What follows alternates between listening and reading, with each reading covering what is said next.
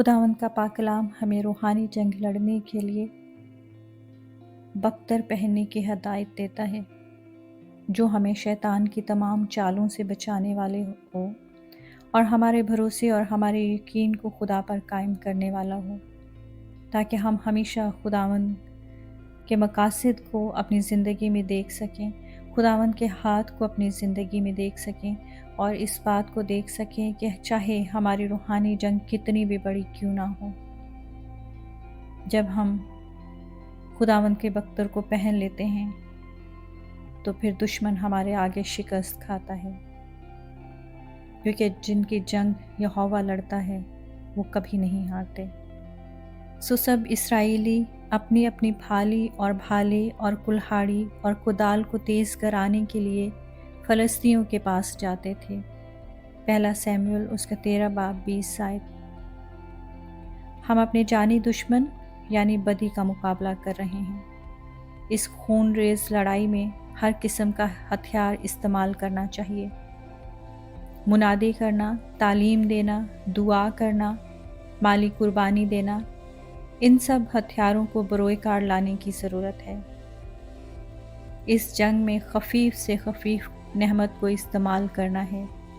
भाली, भाला, कुल्हाड़ी, कुदाल, जो कुछ हाथ आए, आलिम, फाजिल हो या कम पढ़ा लिखा, हर किसी को अपने खुदादाद नेहमत को दुश्मन के मुकाबले में हथियार के तौर पर इस्तेमाल करना चाहिए, इसलिए कि हमारी रूहानी ज़िंदगी पर हमला आवर होने वाले दुश्मन ज़्यादा और हमारे साथ थोड़े हैं।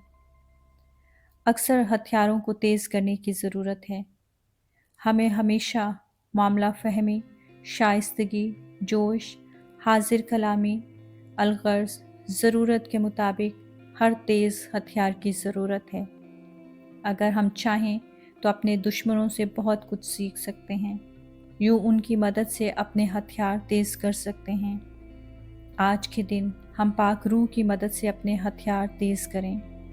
गलत तालीम देने वालों का जोश देखें कि वो किस तरह फैल कर लोगों को अपने जाल में फंसाते हैं। बुत परस्तों की सरगर्मी को देखें कि वो अपने बुतों की सेवा में क्या कुछ कुर्बान नहीं करते। तारीकी के हाकिम को देखें, कितने सब्र, मेहनत, चालाकी, जुर्रत और दूर अंदेशी से वो अपने मकासद को हासिल करने की कोशिश करता है।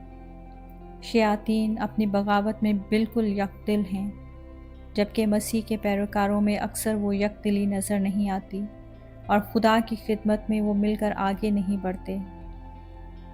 काश हम शैतान के नापाक जोश से सबक सीखें, हम नेक सामरी की तरह दुश्मन के हाथों ज़ख्मी होने वालों को बचाएं। आमीन।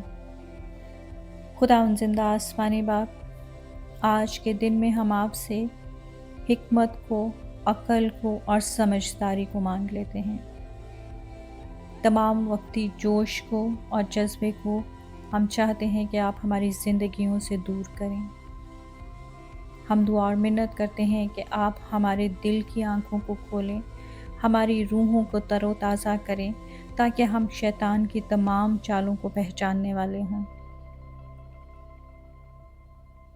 अपने कलाम के ज़रिए हमें फ़ज़ल दीजिए, ताकि हम दुश्मन की चालों को समझें और आपके पाक कलाम को हथियार के तौर पर इस्तेमाल करने वाले हों। हमारी रूहों को सरगर्म कर दीजिए, ताकि हम शैतान की चालाकी, मक्कारी और होशियारी को देखते हुए उसका मुकाबला करने वाले हों।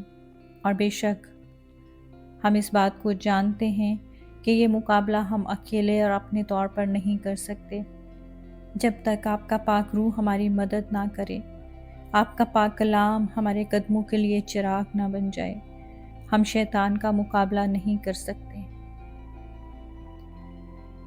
खुदावंद, आज के दिन हम अपने आप को आपके हाथों में सौंप देते हैं और दुआ और मिन्नत करते हैं कि शैतान के तमाम नापाक इरादों को खाक में मिलाइए और हमें रूहानी बेदारी बख्शिए, ताकि हम आपके कलाम में तरक्की करें, आपके कलाम में आगे बढ़ने वाले हों और शैतान का मुकाबला करें। यीशु के नाम से मांगते हैं, आमीन।